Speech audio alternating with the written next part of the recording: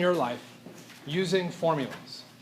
And that tends to be kind of one of the common refrains that, at least how I used to teach this class, that I would get lots of students asking. Well, what's the formula for how to solve this? Okay?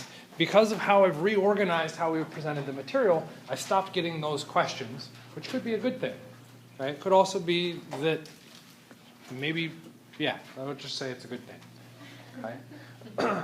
Because one of the big things that you should be getting out of Chem 130 and then moving into Chem 151 if you have to, okay, is that there is no such thing as a formula. Okay? How do you solve for something? Okay? When you think about the speed that someone moves, okay, we might say, well, that's going to be miles per hour. So to solve for speed, I need the miles and I divide by the hours. That's a formula. That is a formula that you have internalized and that you then manipulate and use in other classes, say like mathematics. The issue with using that formula is that you need to know it. What happens if you don't know the formula? You can't solve the question. Okay?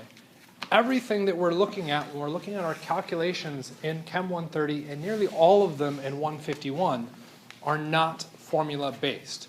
Or at least should be presented in such a way that you recognize they're not formula-based. Okay? It's about deriving and understanding those relationships so that you can then solve appropriately. Okay? The formulas were invented by, I should pause the video. Levels. Formulas become useful because we're trying to simplify our calculation because we're using them so often. It is exceptionally rare to need to do that. The driving force behind formulas is not because we're chill and we understand it all. The driving force behind telling students formulas is so that we don't have to teach you how to do it on your own. Okay? So for those of you that are like, but I don't want to be able to do it on my own, I just want the answer. I apologize. This is not going to be fun for you. Okay? There's a hand. Mason? You already answered. Okay, so what is our process? The textbook, I think, organizes it somewhat fairly well. Okay? There's really three primary steps. Step number one, identify what you are solving for. Okay? Always have a goal in mind. When we started the class, one of the things I asked you was, where are you trying to go? Okay? If you remember where you're trying to go, that will hopefully carry you through the class and give you some motivation to keep you going through it. Okay? If you have no goal in mind, then why the heck are you here? Okay? That loses all motivation and you don't really pick up on what's going on. So have that goal in mind.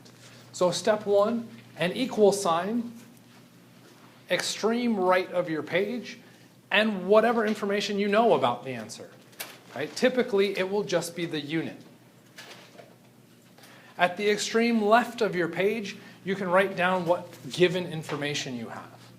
Okay? And that given information, the textbook is specifying as a value.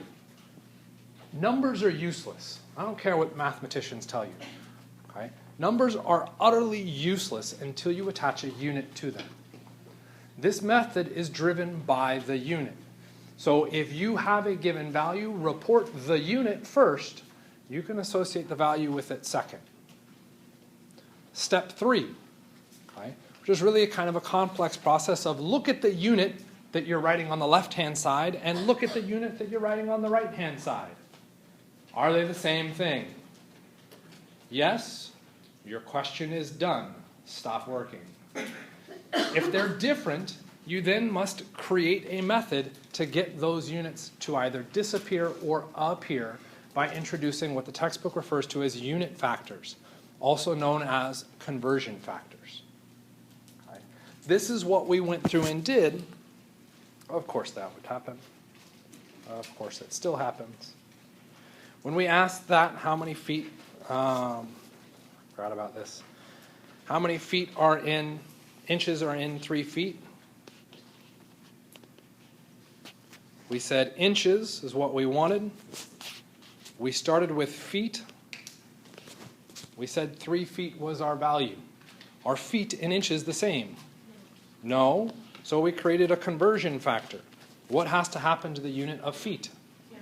It must disappear. Well, if it's written in the numerator, where does it need to get written in the conversion factor? In the denominator. And on top, must be inches.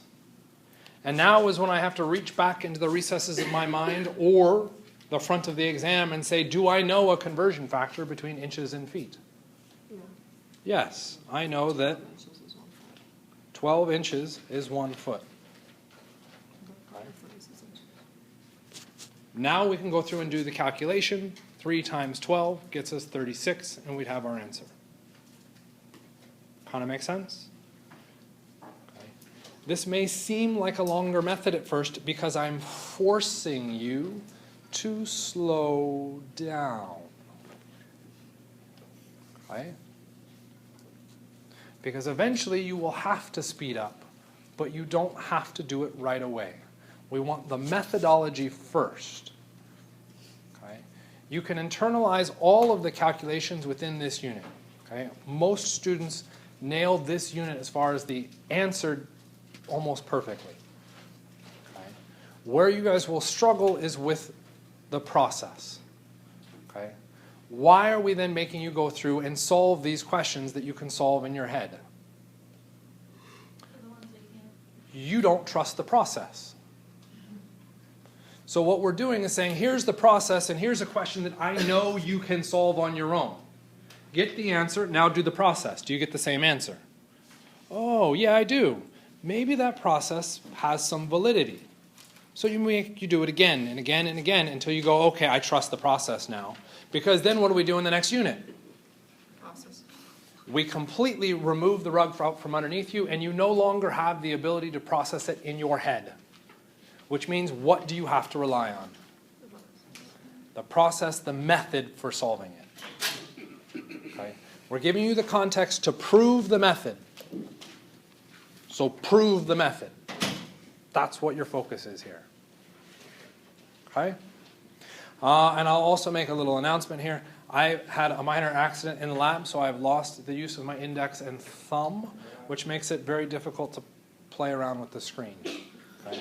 A functional or dysfunctional Bunsen burner. So I'm kind of missing some fingerprints. It's fun. I should go rob banks. Oh, except I recorded that. Dang it. So within our metric system, we've got, 4 base things that we want to be thinking about. Length or distance, mass, volume, and time. We will be responsible for doing conversions within an individual measurement or individual type of quantity. Okay? We'll also be responsible for converting between quantities if necessary. Okay?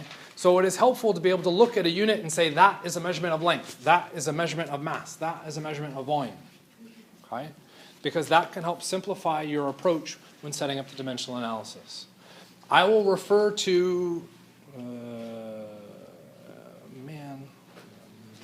I can't zoom, so I'm just going to have to be stationary-ish. I will refer to what I like to call the core unit, not the base unit. The issue with base is when you hear base, what do you think of? Fair enough, I didn't consider that one. Acid, yeah. What were you thinking? Dimensional analysis, what do we have? We have a top and a bottom. When you hear base, what do you tend to think? Bottom. Base is not referring to the bottom, it's referring to the core unit. Okay? So our core unit for length is meters. Our core unit for mass is grams. The core unit for volume is liters. And our core unit for time is seconds. We can affect those units by changing the prefix. Okay? That's where we can bring in our tera, giga, mega, kilo, all that fun stuff. And within that, we said that there were 3 that you needed to have memorized. Those 3 were deci, centi, kilo, which I believe will show up right there. Or not deci, milli. Centi, milli, kilo. And you should remember those as powers of 10. Okay? The power of 10 will always go in front of the base unit. Okay? So we did that. So let's take a look at a conversion. Set up your work. Was Depends on what you're looking for. equals, what do I want? grams. That is step number 1. Step number 2.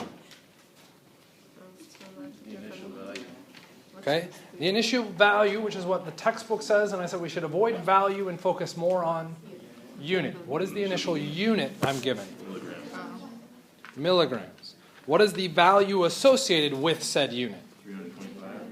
325. And I already called out a couple people on it.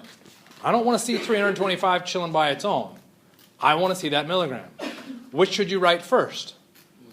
Milligram. That's the one that's going to dictate how you solve it. Okay? The number is useless. Okay? So now we look across our equation. Is milligram the same thing as gram? No. So that means I need a conversion factor. In that conversion factor, what needs to happen? Milligram must cancel.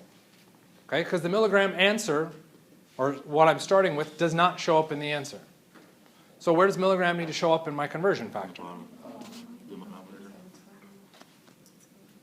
What do I want to show up on top?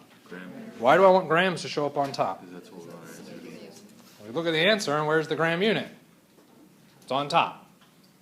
Okay? Do I have a conversion factor between these? Okay. We haven't put the number in. Is this a conversion factor that I have told you like 2 seconds ago that you needed to have memorized?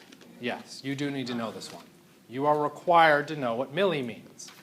Okay? You're not required to know what milligram means. You're required to know what milli means. Because if you know milli, you know what milligram is. Okay? What did milli mean? 10 to the minus 3.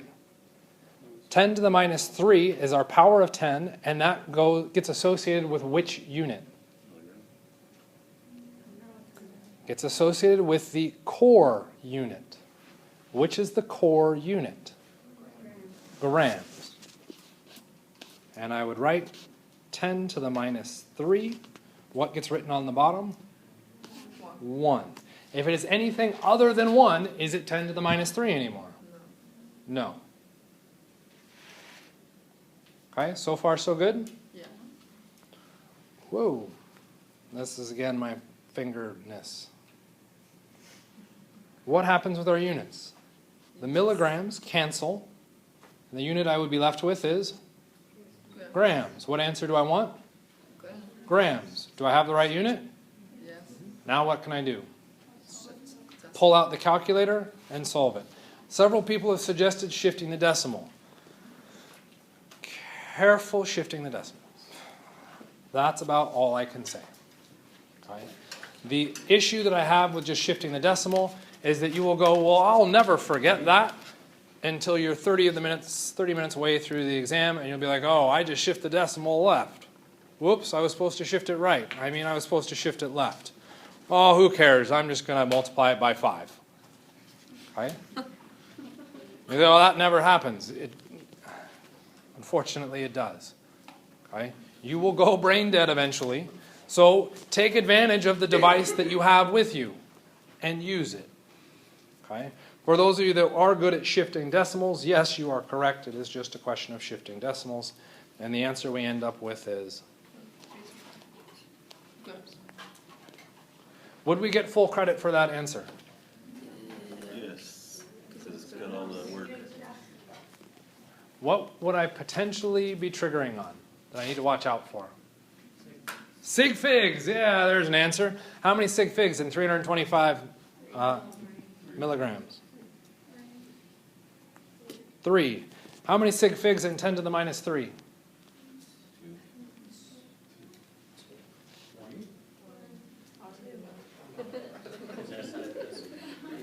Well, maybe let's try a different one. How many sig figs in the number 1? 1. So 1, okay. Oh. It is infinite. That is a definition. By definition, there are 10 to the minus 3 grams in 1 milligram, which means all of those numbers are infinite sig figs, which means our answer needs to get reported to 3 sig figs. Is our answer reported to 3 sig figs? Yes. Yes. So yes. So we do get full credit. Okay, make sense? So just assume on doing conversion start and the sig figs need to We'll come back to that statement, but no. Okay. Well, you get points on it if you don't know that leading zero. You will not lose points for leading zeros. Okay? Where you will lose points is if the decimal point that you put in looks like that. You can't see it. Exactly right. If you can't see that, I can't see it, and I can't do that. If you put the 0 on it and give me a decimal point like that, I'll be like, okay, I see where you're going with that. I'll give it to you. Yes, then yes.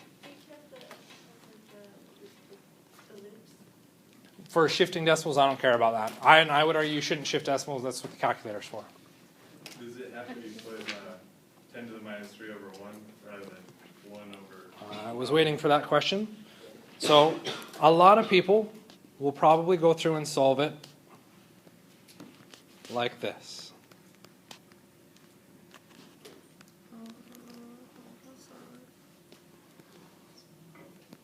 And for those of you with calculators, feel free to enter that into the calculator and you will find you get the exact same answer. Do you get equal credit for both? Yes. What happened? What did that minus sign mean? This is one of the things that we skipped over. That minus sign in 10 to the minus 3 means run that calculation in the opposite location of where it's shown. Where's the opposite of the numerator? The denominator. What is 10 to the 3? 1,000. Right? The issue I have with that is that method is not consistent. When you switch between kilo and milli, you'll notice your power of 10 or your multiplier does not always go with one or the other. It switches. If you follow the method that I just described up top, the big long one, you memorize what your prefix means. The power of 10 always, without exception, goes with the core unit. There is no exception. Okay? Those of you saying, well, but I've always learned it this way and I'm going to do it this way, that's fine. It is taking me a very long time to do this power of 10 thing. And the only reason I'm doing the power of 10 thing is watching students make that stupid mistake of placing the power of 10 in the wrong location. Yes? So 10 to the minus 3 is infinite sig figs. Yes.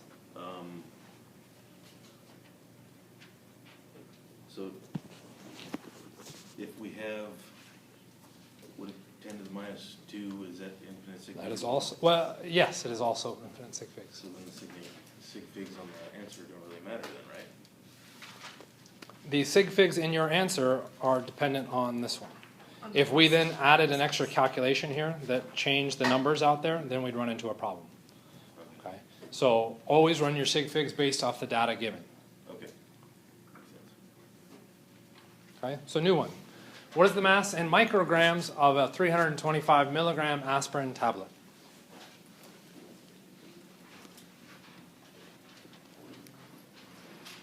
And we always get this question, so I'll give it to you. The symbol for micro is kind of an italic M.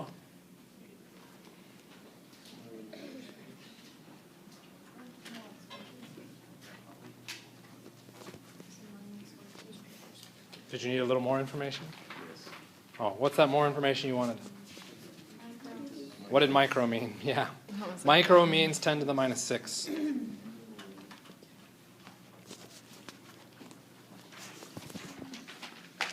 On stuff so that I have more time to write. We have 325 milligrams equals micrograms. Are those units the same? No. So we have to do a conversion. Ideally, what has to happen in our conversion? What shows up on the bottom? Milligram. What would show up on top? Microgram. Okay, and this is where those of you that are good with your powers of 10 and stuff might want to hold your tongue a little bit. Do we know a conversion between micro and milligram? No. Okay. You can go through and do some kind of powers of 10 shifting around and recognize that, in which case that's awesome for you, you're good at that. For the rest of us, keep your mouth shut. I don't know how to go to microgram. So I'm going to go to something I do know how to go to. I know how to go to grams. Okay? How do I go to grams from milligrams? What did milli mean? 10 to the minus 3. And 10 to the minus 3 is our power of 10, goes in front of grams, our core unit. What goes up or goes in the denominator? Minus 1. What unit do I now have? Grams. Is grams equal to micrograms? No, so what do I need? Another conversion.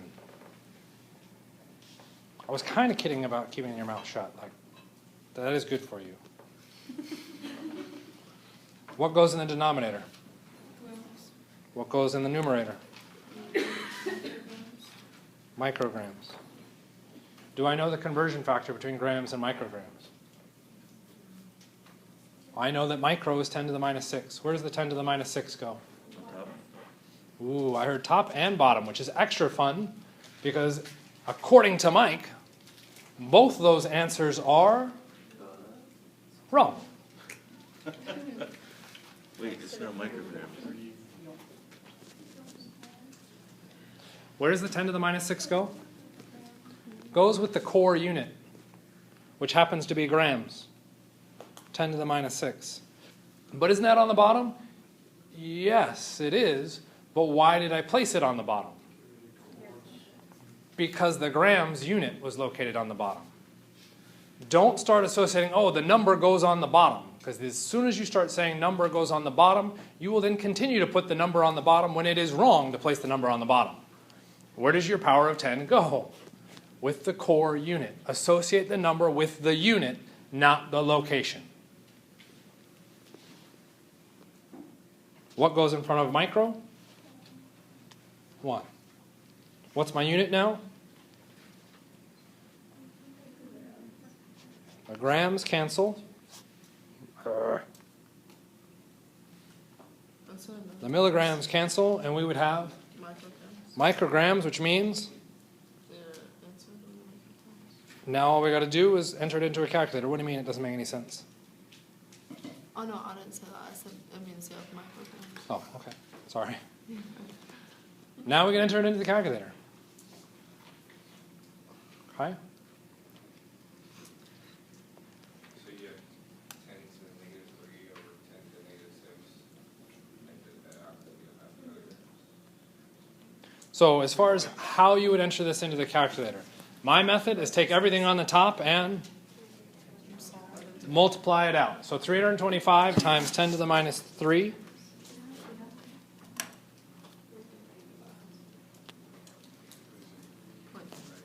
Everything on the bottom, multiply it out. 1 times 10 to the minus 6. Be 10 to the minus 6. I'll have my calculator spit out what that number is equal to on both top and bottom. It's 325,000.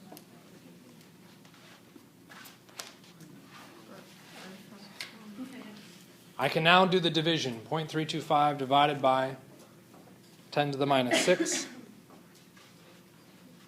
And now when I enter it into the calculator, my calculator will spit out the answer.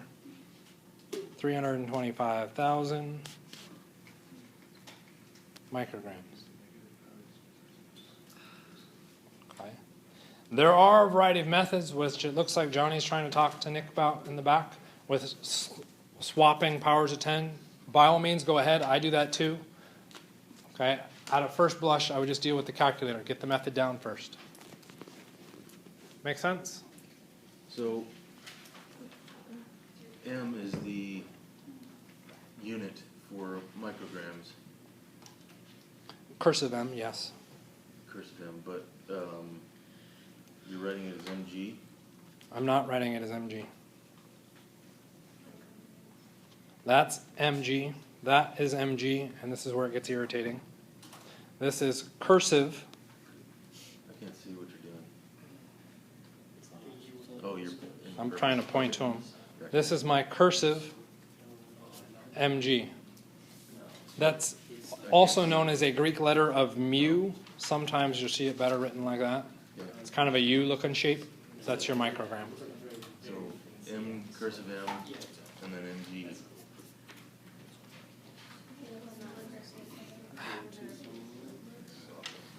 So your milligram unit cancels.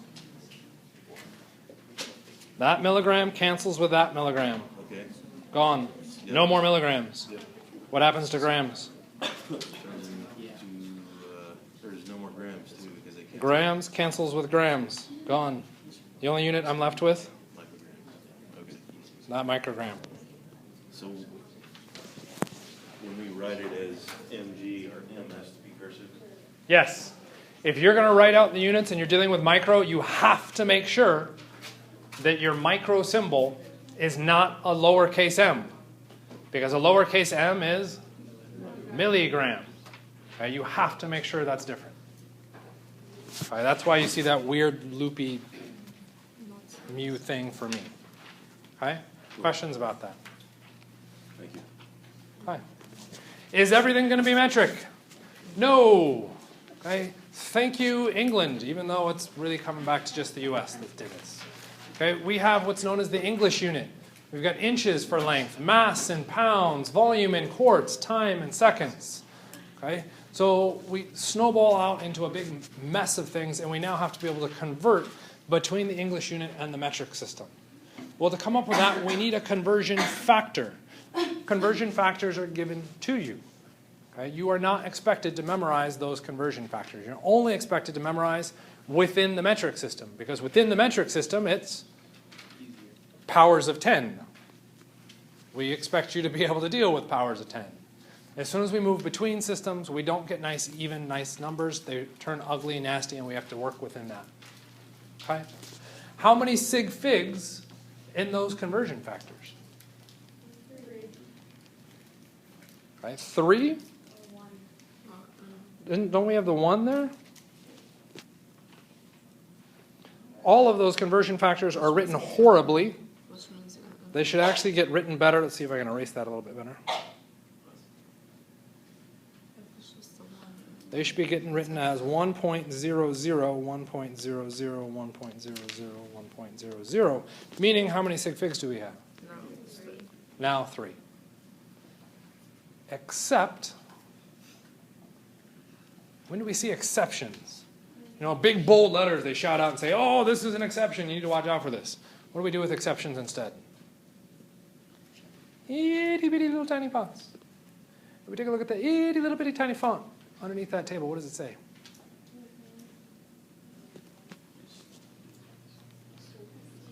We assume 3 sig figs. They are not exact values, so we have to assume 3 sig figs. And then, of course, however, that's a lovely word.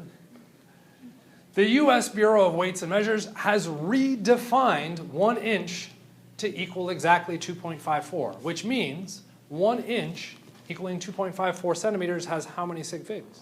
Infinite. It is now infinite because we have defined that to be the case. It's the way it works. So Okay? the inch is infinite again. The inch to centimeters is infinite. Everything else, you're running with 3 sig figs. What if you did a calculation and you had 4 sig figs? Okay. If you now use one of those conversion factors, what happens to the validity of your measurement? It gets destroyed, and you would lose a sig fig. Okay? Which is why sig figs tends to not be something that we worry about, because if I make a measurement of 4 sig figs, when I do a conversion factor, what conversion factor am I going to find? The one with 4 sig figs. Because somebody's calculated this out with thousands of sig figs. Okay? So we don't tend to have to worry about it. In your conversions, you should always make sure you do not lose sig figs. It should be dependent on your measurement. Which takes us to the next thing. The length of an American football field, including the end zones, is approximately 120 yards. What is the length in centimeters? I will give you 3 minutes. Right? Yeah. What number did you get? My first one or second one? Your first one. 10,972.8 centimeters.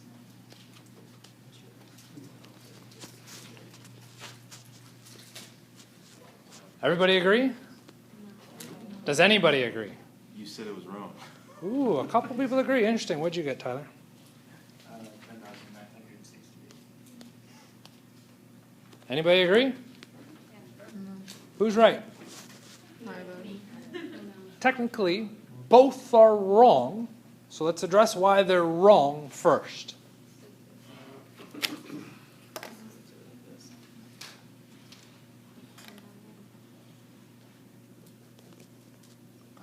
The two people that I talked to shouldn't say anything.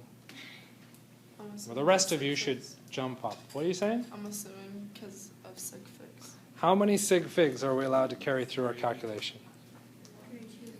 So Our the- sig figs are going to be based off of the measurement we started with, which was 120.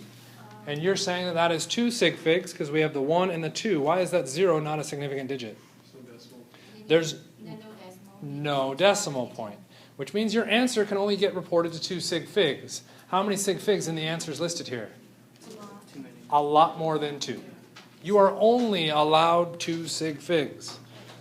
So I can take that first digit and I can take that next one, but the rest are insignificant. Because that number is larger than 5, I can add 1 to that, and I could write 11,000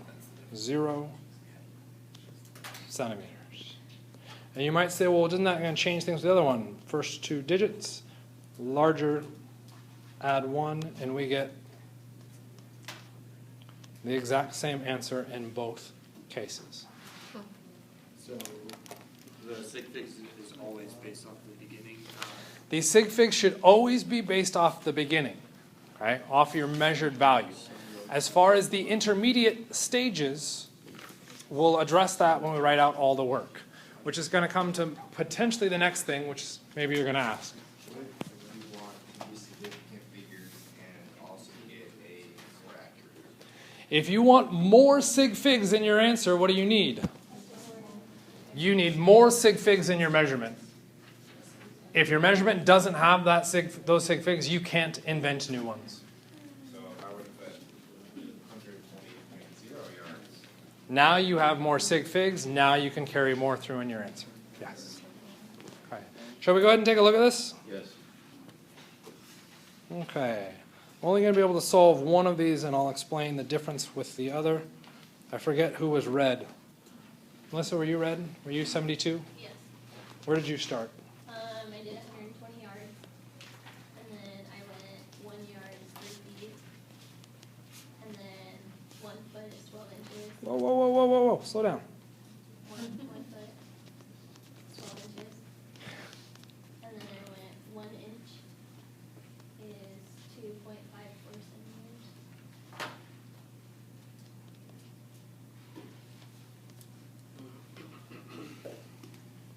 Okay. If we track that, yards cancels, feet cancels, inches cancel, and we'd have what unit? Centimeters. If we punch that into the calculator, we should get that one. Okay. And because that went a lot faster than I had hoped, which is not your fault, it's totally my fault. Shouldn't have asked it that way. We'll go through and solve the other one.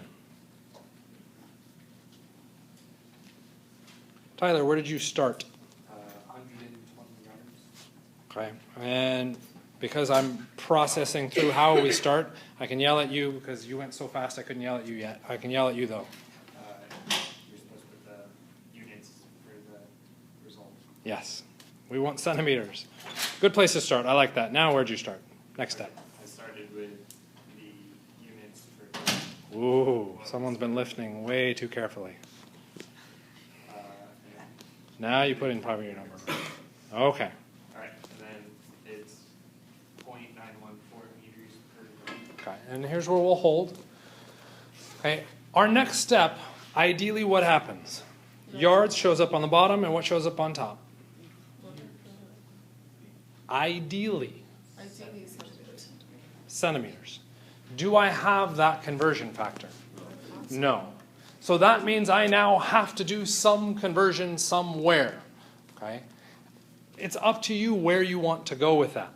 Some people will start with the centimeters and try and get those converted somehow across. Some people will start with the yards. Okay? It looks like both Melissa and, well, I'll come back here. Tyler went with the yards. So let's look at the yards.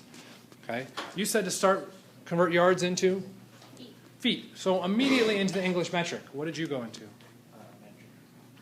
You kept into our metric system, again, but to meters as opposed to feet. Okay?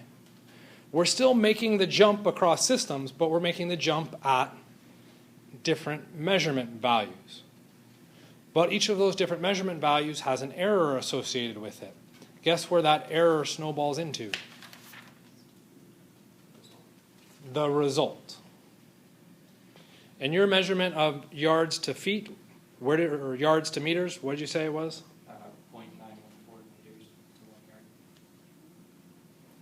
0.914 meters to 1 yard. 0.914 meters is 1 yard. Okay, I'll carry it from here. Okay, is meters our answer? No, so what do we need to do? Get rid of meters. Ideally, we would get centimeters on top. Do I know that conversion factor?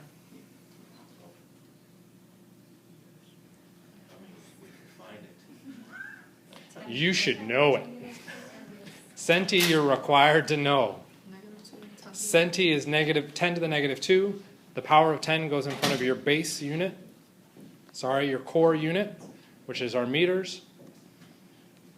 We've now got our unit set up and we've got our final answer. Okay? Make sense?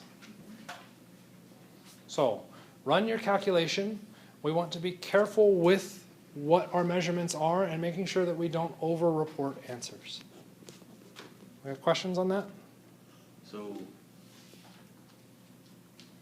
with chemistry, it seems like because of sig figs. With science. With science, okay. It seems like we would be rounding off a lot. No.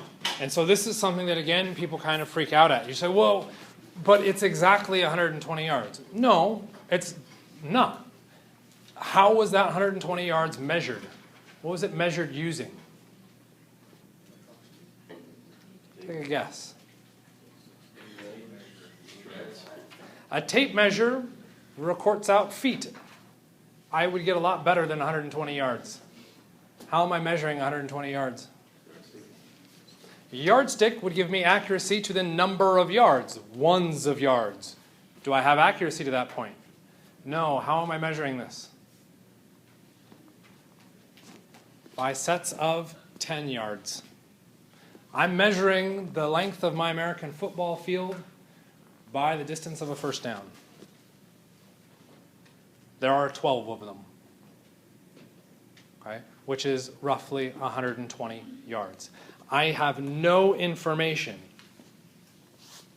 about what is in that zero. Absolutely none. Okay? So what science needs to do is make darn sure that you are precise in your measurement. And if a device tells you a significant figure, you record it. Because it is humans that are screwing up science, not the other way around. Okay? And it is the mathematicians that work in absolutes that then screw you up for science. Man, I just blame everybody, don't I? Okay. It is. It eventually comes back to me later. Okay? So with that, we can move on. Harry has 100 pennies. Douglas has $3 bills. Sally has 30 dimes. Harry wants to exchange pennies. You know, this big, long question. Anybody know where these kind of stupid word problems come from? These kind of stupid word problems are really coming from, and you probably saw these in mathematics. Why are we doing these? Okay, it's just dumb. Harry just beats everybody up and takes all their money. That's the real world. Okay? It doesn't quite work like that. What we're trying to establish is come up with something that allows you to relate the situation to your real life so that you can come up with a method to go through and solve. All they're trying to do when they give you these word problems is set you up with a method that you can apply in other situations. What we have chosen to do with word problems is ignore the method and say, oh, it requires too much reading. Okay? We have to translate that information out. With this kind of a question, you guys can all probably get to that answer relatively quickly because you're used to working with dollars and pennies and dimes. That's why they give you this question, because they figure you can think your way through it and process it out with stuff you already know. But what happens when we change the question? Harry has 100 Snorlaxi. He wants to exchange them for Skittle farts. What the hell is a Snorlaxi? Skittle fart? Okay. This is weird. How do we solve this? Okay. And the instant most students look at this, they freak out, panic. Oh, I don't know what that is. That must be a really hard question. I'm just going to ignore it. The point is being able to tease the information out of the question into our dimensional analysis system. What are we solving for? Skittle farts. So I'm just going to call SF. Okay. What are we starting with? How many Snorlaxi are we starting with? 100. Is Snorlaxi the same thing as a Skittle fart? So ideally we would do that conversion. Do we have that direct conversion? No. No. What can I convert the Snorlaxi into? Times. Dimes. What is my conversion?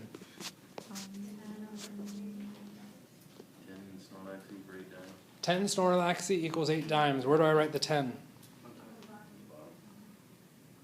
Wrong. With the core value. I won't even accept core value. Where does the 10 go?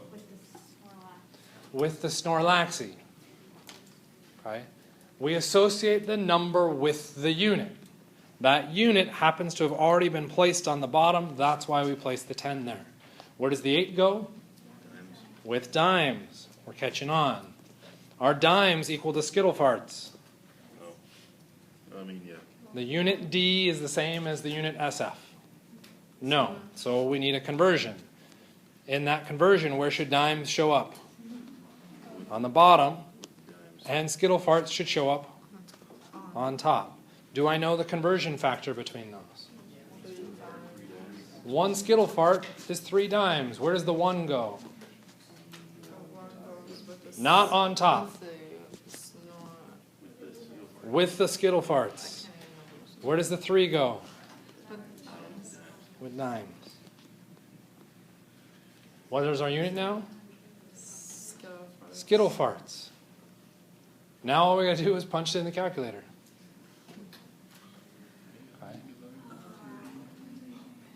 We can take something that is completely bizarre and nonsensical and solve for it appropriately. Okay? Even if being asked a horribly inappropriate question. Okay? Make sense? What's the answer? Guess what the next unit is going to be about? Roughly the equivalent of Snorlaxi and Skittle farts. Okay? You will have the same mental capacity for what those things are, if not worse, in the next unit. Okay?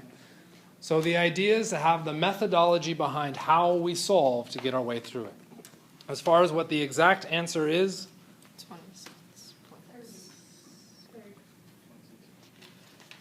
26 point what? 0.3. And a couple other people said 30. Why are you saying 30? It kind of comes from our sig figs. We'd probably do a little bit better job phrasing our sig figs here. Officially, we only have 1 sig fig, which then means Infinity. Oh no. I have to say 30 Skittle farts. Okay. How would I fix that to make it not quite as weird? Fix this 100 Snorlaxi to be 100 decimal point, and that fixes pretty much everything. How would I fix the question? So the question was poorly written. Okay? So it'll be written as 100 Snorlaxi instead of 100.0. So we could change the number of sig figs by adding or subtracting decimal points. If it is solved for as written, we'd have to say 30 Skittle farts. Okay. Okay? Questions? Where'd you come up with those words? No idea. So this is kind of smaller than I wanted. This is kind of an interesting, we trust the internet. Okay? Everybody seen the, flag balls? Country balls? So we've got the US flag and the French flag, little balls, talking to each other. US flag says, nice tank you have there. Oh, merci, because he's French, right? He speaks French. Thank you. Okay. Would you mind if I produced it? You know, because the US is so good at that, making other people's stuff. This did theoretically happen. French guy, oh yeah, here you go. Have the blueprints. Go ahead and make it.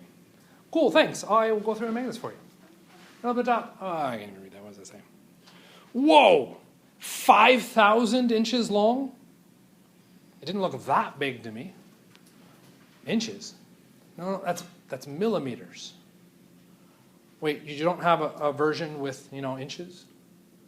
No. Oh, never mind. I didn't want the tank anyway. This is how the U.S. functions in the real world. Okay?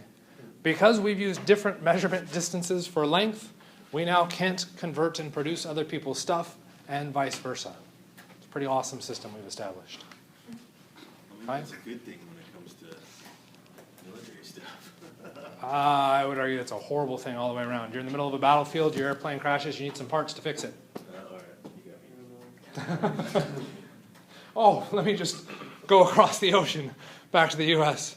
Or it's probably, let me just go over to the factory in this country because everybody's building our stuff. Right? Compound units. Neither here nor there. Let's just move on. Okay. What are the units for speed of your car, bike, walk to class? Miles per hour. What does miles per hour mean? Miles in 1 hour. What is miles per hour? Yes, speed, yes. Keep going. A measurement? It's not technically a measurement.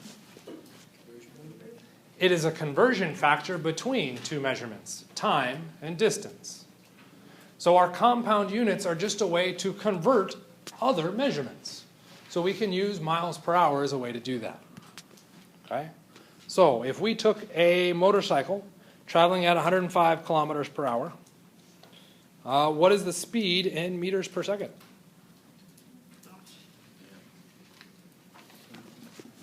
Set it up. What do we want for an answer? Meters per second. What did we start with? Kilometers per hour. Kilometers per hour, the same thing as meters per second. No. Fix it. Reasons. Okay. First tricky reason. How was kilometers per hour written in the question? Kilometers divided by hour? In the question. Yeah. So then for 1 hour, A straight line, right? What's in the numerator? 105 kilometers. 105 kilometers. What's written in the denominator? 1 hour. 1 hour. How many of you wrote the 1 hour in the denominator when you set up your question? No. That slash does mean division, and it allows us to differentiate between numerator and denominator.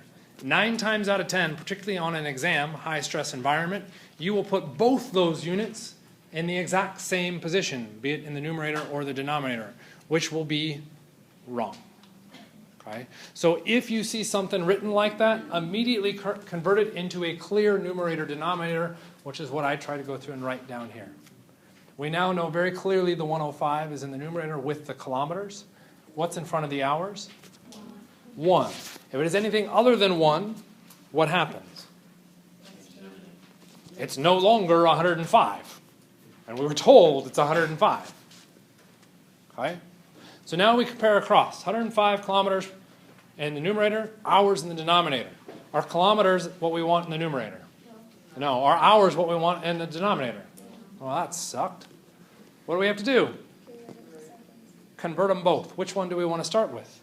I did the time, just because I did it. Does it matter which one we start with? No. Okay? But since we had happy volunteer shouting out time, let's go ahead and start with time. I want seconds in the denominator, and what do I want in the numerator? Hour. Why do I want hours in the numerator? So that they cancel. Do I have a conversion factor? And this is, again, one of those, if you're that smart. Do we have a direct conversion factor between hours and seconds? Most people don't. Okay? So what can we convert the hours to? Minutes. What is the conversion between hours and minutes? 1 hour is 60 minutes, unless it's this class, in which case it's like an eternity, right? Yes. Is minutes the same as seconds? No. So what has to happen? I need a conversion factor. In that conversion factor, what do I want on top? Minutes because? Cancels. And I want seconds on the bottom. Do I have a conversion factor for that? What is that conversion factor? 60 seconds is 1 minute. If we now look at the unit, what unit do I have? Kilometers per second. So cool, I'm halfway there, I've got my seconds, but I don't have the meters. Okay? And this is where a lot of people will say, well, I'm now going to solve for the kilometers separately. You can do that, but you don't have to. Same line. What needs to happen to the kilometer unit? It needs to cancel, which means kilometers in this conversion factor needs to show up on the bottom. What needs to show up on top? Meters. Do I have a conversion factor between meters and kilometers? Yes. Kilometers are 10 to the third. The 10 to the third shows up with our core unit, and our core unit is meters. 10 to the third meters is 1 kilometer. What unit do I now have? Careful. Meters per second. Nice unison. That was good. And we now have our answer. So Johnny, where you wanted to go through and split it, you don't have to split it. We can run it as one piece from the outset. Right? We don't have to worry about breaking that down. Okay? Make sense?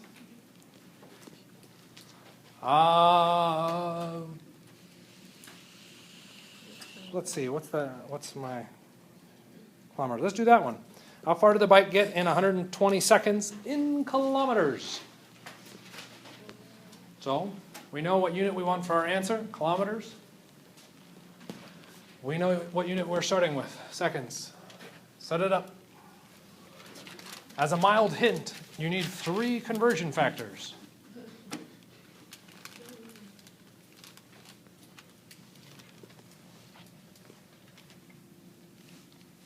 Our way through this one. Okay? And what you'll notice with these kind of compound ones is there's multiple ways to approach these.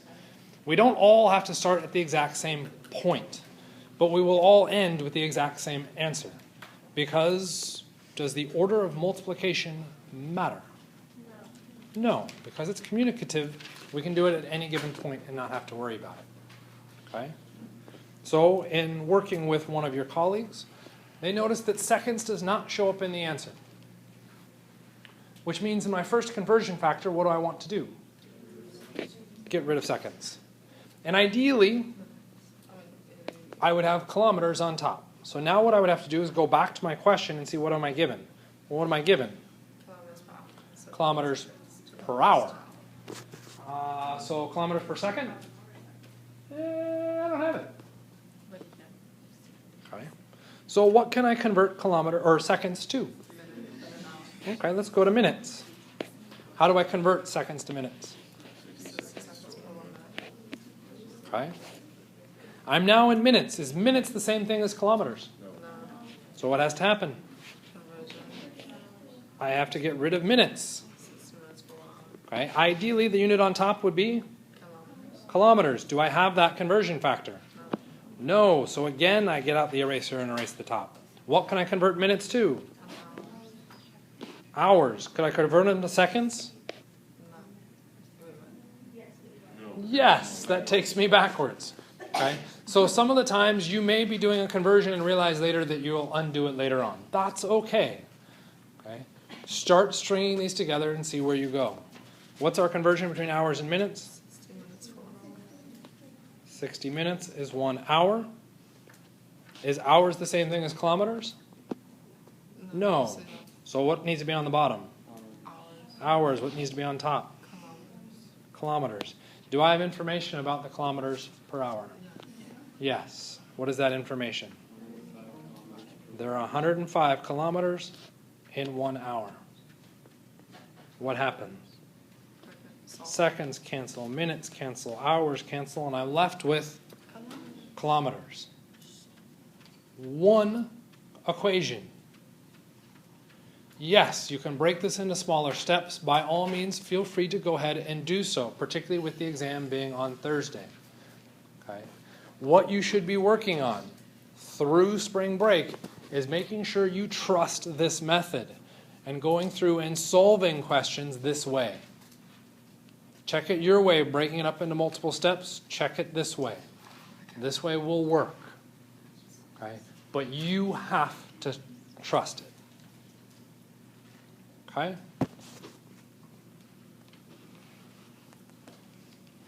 Notice, in this, did I solve for it the exact same order? No. What happened here? Well, when I looked at this, okay, when I first looked at it, I said, well, I want kilometers in the numerator. Well, I have a unit where my kilometers are in the numerator, so I'm going to immediately put them in. Okay? And that's my very first thing that I dropped in here. Does that help me? Well, does it get kilometers into my answer? Yeah. Does it place it in the numerator? Yeah. So by definition, that helps me. But what did it do to my overall units? Made it a lot worse. I started with 1 unit and now I have 3. Okay? But this can now say, well, I've got hours and seconds and those need to cancel. Oh, those are both measurements of time. If I can convert one of them across, say the seconds into minutes and then the minutes into hours, I can get those to convert out. So the order in which we do these conversions is really irrelevant. It's going to come down to what you see first and trigger on and start to work with. Right? And that's one of the things that makes this challenging. Because there isn't a do this, then this, then this, then this, then this, there's this. It's do this, and then try one of these 50 different things. And it'll work. That's what I think is even more amazing. It just does. Okay? Questions about that? Okay. Counting up to 2 sig figs, right? I wasn't even counting sig figs in all honesty. Hey, look at that. Yeah, it looks like I did that right. 2 sig figs. Why 2 sig figs? 120 was 2 sig figs. Sometimes I do it right, intentionally. Percents are kind of this weird nebulous thing. I think I'm going to talk about it more at the end of the semester, when you guys are all ignoring me anyway, more than now. Percents are just another way of doing a conversion factor. It's one substance over the entire sample. Okay? So the percent of me in this classroom, well, there's 1 of me. How many possible people are in the classroom? Well, that's now everybody in the classroom, including me. If I look at the percent of me in you, what is the percent? 0, because I'm not part of you. Okay? So when we're looking at our percents, the hardest part is recognizing that you're looking at the sample, which includes the one that you're measuring. Okay? So you're just trying to set it up and look at those comparisons as ratios. It's the same general idea. Most people I've found go through and just solve based off of the equation. That's perfectly all right. I'm still in a habit of solving off of equations. With that, we're done with conversion factors. Content that won't be there. Volumes is really a conversion factor. The length versus volume trap, I will not put on the exam. We'll talk about that after. The volume of irregularly shaped objects won't be there. Volume of gas, won't worry about, but I never asked about that. Density. Density is a tricky one because that's really just a conversion. So density as a conversion factor is fair game for the exam. Density, however, as the properties of what it means to have that density and how that relates with other things, that's a content question. We'll save that for after the exam. And then we have temperature, I believe. Yeah. And so temperature won't be on the exam either, because that's more content. So temperature's gone. Density as content is gone. We're really just looking at conversion factors from chapter 2. Okay?